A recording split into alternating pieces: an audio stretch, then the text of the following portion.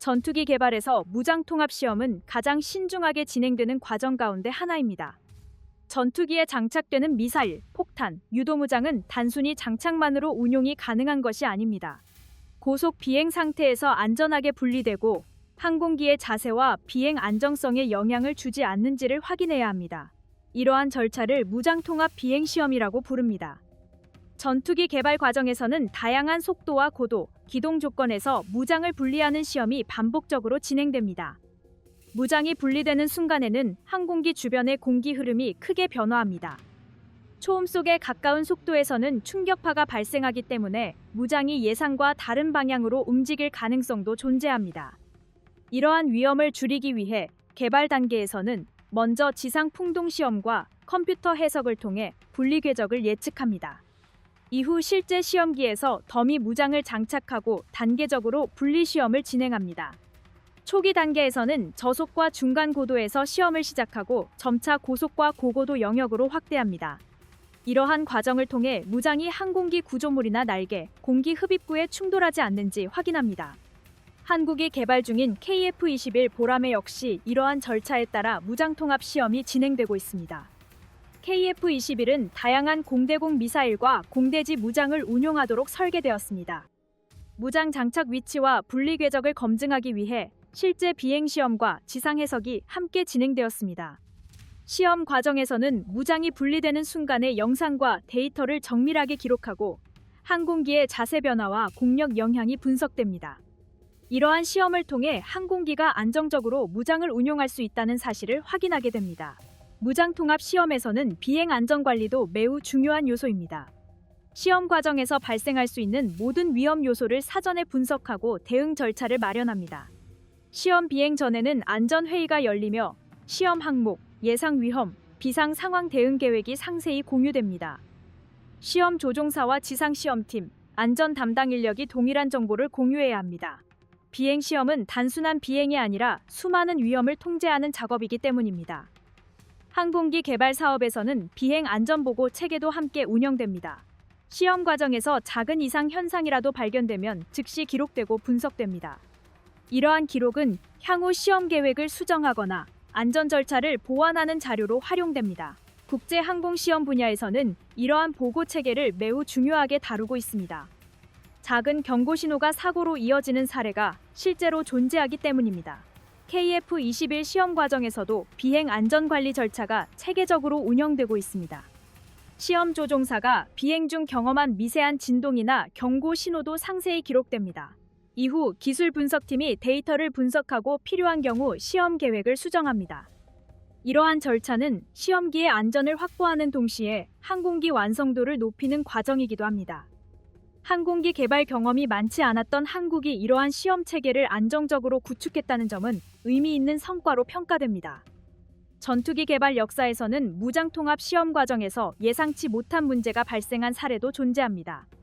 대표적인 예로 F-35 개발 초기 단계에서는 일부 무장 분리 시험에서 예상과 다른 공력 영향이 발견되기도 했습니다. 무장이 분리되는 순간 항공기 주변의 공기 흐름이 변화하면서 분리 궤적이 설계와 차이를 보이는 상황이 보고되었습니다. 이러한 문제를 해결하기 위해 추가 시험과 구조 보완 작업이 진행되었습니다. 이러한 사례는 무장통합 시험이 얼마나 복잡한 과정인지 보여줍니다. 단순히 무장을 장착하는 문제라기보다 항공기 구조와 공력 특성, 비행 조건이 모두 결합된 기술 영역이기 때문입니다. 무장통합 시험이 충분히 이루어지지 않으면 실제 전투 상황에서 예상치 못한 문제가 발생할 수 있습니다. KF-21의 무장통합 시험은 이러한 국제 기준을 참고하면서 진행되고 있습니다. 시험 단계마다 위험 분석과 데이터 검증이 함께 이루어지고 있으며 시험 범위도 점진적으로 확대되고 있습니다. 이러한 방식은 전투기 개발에서 가장 안정적인 시험 접근 방식으로 평가됩니다. 한국이 독자 전투기 개발 과정에서 이러한 절차를 안정적으로 수행하고 있다는 점은 국내 항공기술 수준이 상당히 높아졌음을 보여주는 장면이라고 볼 수 있습니다. 전투기 비행 시험에서는 다양한 비행 성능 검증 과정이 함께 진행됩니다. 시험 과정은 크게 지상 주행 시험, 이착륙 시험, 고도 확장 시험 등으로 나누어집니다. 각각의 단계에서는 항공기의 기본적인 비행 능력과 안전성이 확인됩니다. 시험은 항상 가장 안전한 영역에서 시작해 점차 비행 범위를 확대하는 방식으로 진행됩니다. 첫 단계는 지상 주행 시험입니다. 항공기가 활주로에서 고속으로 이동하는 과정에서 조향 장치와 제동 장치가 정상적으로 작동하는지 확인합니다. 속도를 단계적으로 높이며 항공기의 방향 안정성과 진동 특성을 점검합니다. 이 과정에서 발견되는 작은 이상도 기록되어 이후 설계 보완에 활용됩니다. 이착륙 시험 단계에서는 항공기의 실제 비행이 시작됩니다. 시험 조종사는 활주로에서 이륙한 뒤 일정 고도에서 기본적인 조종 반응을 확인합니다. 조종관 입력에 대한 항공기 반응, 엔진 출력 변화, 비행 안정성이 주요 관찰 대상입니다. 이후 착륙 과정에서는 항공기의 접근 안정성과 활주 성능이 확인됩니다. 이러한 시험은 반복적으로 진행되며 점차 다양한 조건이 추가됩니다. 고고도 시험 단계에서는 항공기의 성능 영역이 본격적으로 확대됩니다. 고속 비행, 급상승, 급강하 등 다양한 기동이 시험됩니다.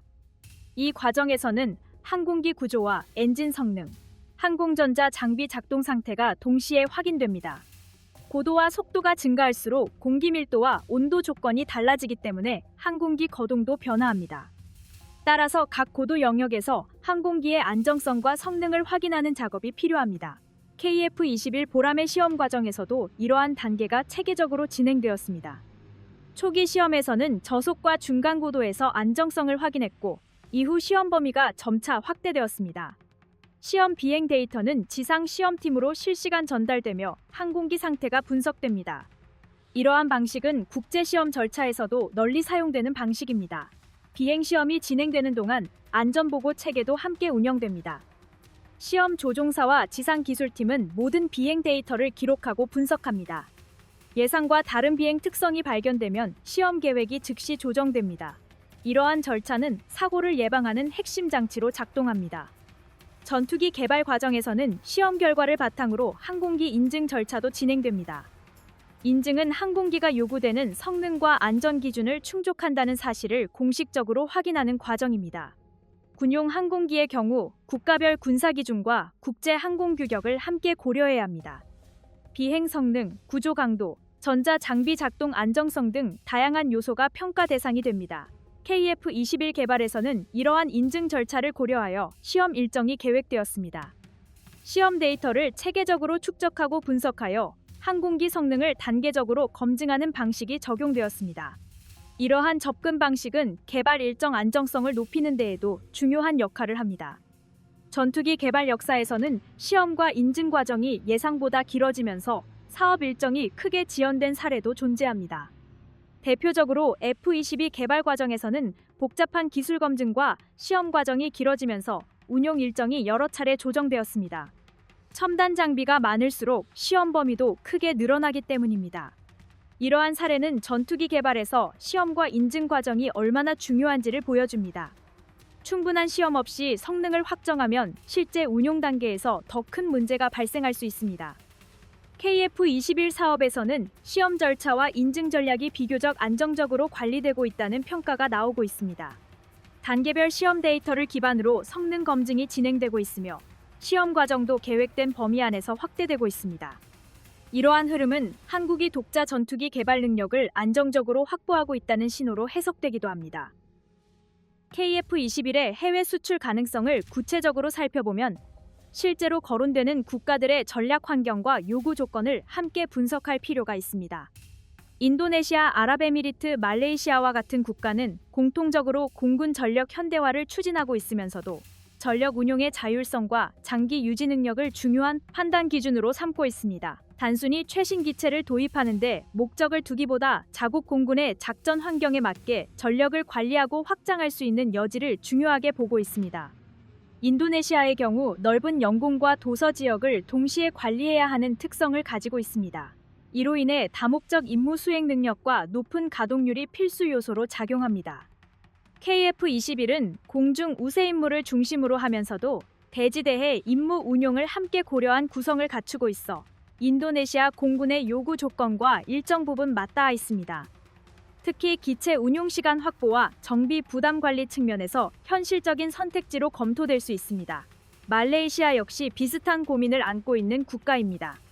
제한된 국방 예산 안에서 전투기 전력을 유지해야 하며 동시에 주변 해역 감시와 영공 방어를 병행해야 하는 상황입니다. 이 경우 기체 성능만큼 중요한 요소가 정비 주기와 운용 효율입니다. KF-21은 이러한 환경을 고려해 구성 단계부터 유지 관리 부담을 줄이는 방향을 지향하고 있으며, 이는 말레이시아와 같은 국가에게 충분히 매력적인 요소로 작용할 수 있습니다. UAE는 상대적으로 높은 국방 예산을 보유한 국가로 평가되지만, 전투기 도입 과정에서는 기술 협력과 자국 산업 참여 비중을 중요한 기준으로 삼고 있습니다. 단순 구매보다는 공동 개발 현지 생산 기술 이전 가능성까지 함께 검토하는 경향이 강합니다. KF-21은 이러한 요구에 대응할 수 있는 여지를 일정 부분 확보하고 있으며, 협력 구조에 대한 유연성이 하나의 강점으로 작용할 수 있습니다. 경쟁 기종들을 살펴보면 일부 전투기는 뛰어난 성능을 강조하지만 실제 도입 이후 운용 과정에서 제약이 발생한 사례가 확인됩니다. 특정 국가의 승인 절차에 따라 무장 통합이나 구성 변경이 제한되는 구조는 구매국 입장에서 부담으로 작용합니다. 이러한 제약은 작전 환경 변화에 즉각적으로 대응하기 어렵게 만들며 장기 운용 계획 수립에도 영향을 미칩니다. 또 다른 문제는 부품 공급과 정비 체계입니다. 해외 전투기 가운데 일부는 핵심 부품 공급이 지연되면서 가동률이 낮아진 사례가 보고되었습니다. 이는 구매국 공군이 계획했던 훈련 일정과 작전 준비 태세에 직접적인 영향을 미쳤습니다. 이러한 경험을 가진 국가들은 차기 전투기 도입 과정에서 공급 안정성과 정비 협력 구조를 더욱 신중하게 검토하고 있습니다. KF-21은 이러한 문제를 최소화하기 위해 개발 단계부터 국내 중심의 공급 구조와 장기 지원 체계를 염두에 두고 있습니다. 수출형 기체 역시 구매국과의 협력을 통해 정비 교육과 기술 지원이 병행될 수 있는 구조를 제시할 수 있다는 점이 특징입니다. 이는 단순히 기체를 판매하는 데서 그치지 않고 전력 운용 전반을 함께 고려하는 접근 방식으로 평가할 수 있습니다. FA-50 수출 과정에서 축적된 경험도 이 지점에서 의미를 가집니다. FA-50은 여러 국가에서 실제 운용되면서 한국 방산이 약속한 일정과 지원을 비교적 안정적으로 이행해왔다는 평가를 받아왔습니다.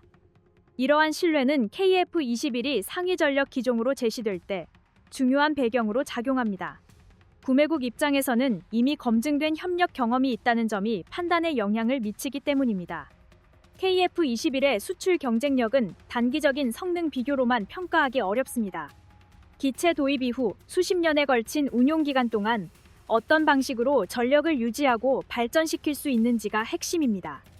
KF-21은 단계적 성능 확장과 무장 통합을 전제로 한 구성을 갖추고 있으며, 이는 구매국이 자국 상황에 맞춰 전력을 조정할 수 있는 여지를 제공합니다. 이러한 특징은 특히 중견 국가들에게 중요한 요소로 작용합니다. 초고가 전투기를 소수 도입하는 방식보다는 안정적으로 운용 가능한 전력을 일정 규모 이상 유지하려는 국가들에게 KF-21은 현실적인 대안으로 검토될 수 있습니다. 이는 단순한 가격 경쟁력이 아니라 운용 전략 전반을 고려한 선택지로 평가될 수 있는 지점입니다. KF-21의 해외 수출 가능성은 한국 항공방산의 현재 위치를 보여주는 지표이기도 합니다. 독자 개발 전투기를 국제시장에 제시할 수 있다는 사실 자체가 기술적 신뢰도의 결과이며, 이는 단기간에 형성된 것이 아닙니다. 여러 항공기 사업을 통해 축적된 제작 경험과 협력 구조가 현재의 KF-21로 이어지고 있으며, 이러한 흐름 덕분에 국제시장에서도 위상이 상승하고 있습니다. 인도네시아가 KF-21 개발에 계속 참여할 수 있을지를 판단할 때 가장 중요한 기준은 정치적 선언이 아닌 실제 협력 구조의 유지 가능성입니다. 공동 개발 사업은 서류상 참여 여부보다 실질적인 기여 방식과 책임 이행 여부가 핵심으로 작용합니다. 이 관점에서 보면 인도네시아의 참여는 단순한 동반자 관계라기보다 조건부 협력 구조에 가깝게 유지되고 있다고 해석할 수 있습니다. 분담금 문제는 단일 사건으로 끝나는 사안이 아니라 사업 전반의 신뢰도와 직결됩니다. 분담금 납부가 지연되거나 조정되는 상황이 반복될 경우 공동 개발 체계 내에서 권한과 책임의 균형이 자연스럽게 재조정될 수밖에 없습니다. KF-21 개발 과정에서는 이러한 변수가 발생했음에도 불구하고 한국 측 주도로 핵심 일정과 시험 절차가 유지되었습니다. 이 점은 개발 주체가 어디에 있는지를 분명하게 보여주는 요소입니다. 기술 이전 갈등 역시 동일한 맥락에서 이해할 필요가 있습니다. 전투기 개발에 포함된 기술은 단순 조립 기술이나 외형 설계 수준에 머물지 않습니다. 항공 전자장비 임무수행 구성 통합 제어 체계 등은 운용국의 군사적 자율성과 직결되는 영역입니다. 한국은 공동개발 파트너십을 유지하면서도 이 핵심 영역에 대한 관리 기준을 명확히 설정해 왔습니다.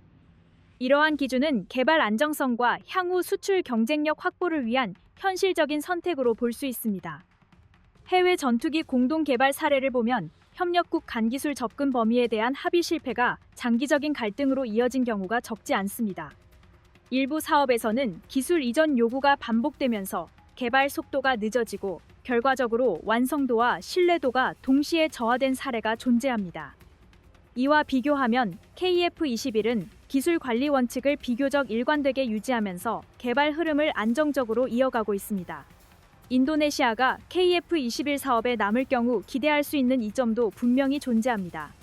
동남아 지역에서의 전략적 협력 확대, 현지 정비 거점 구축 가능성, 장기 운용 협력 채널 형성 등은 실질적인 가치로 평가됩니다. 이러한 요소들은 단기적 분담금 문제와는 별도로 검토될 필요가 있습니다. 한국 입장에서는 협력 유지 여부를 감정이 아닌 조건과 구조를 기준으로 판단할 수 있는 여지가 충분합니다.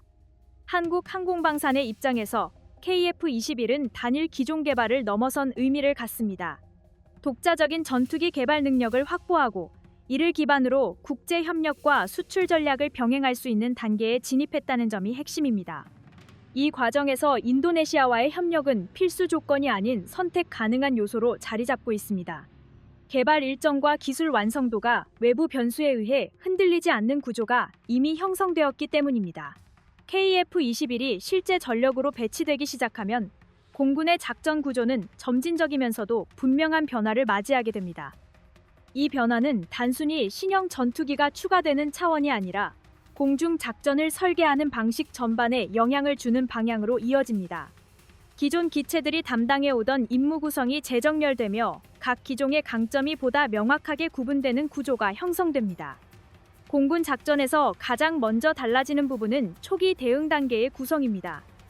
KF-21은 최신 항공전자 장비와 통합된 감지 능력을 바탕으로 공중 상황을 신속하게 파악하고 이를 작전 전반에 반영하는 역할을 수행하게 됩니다.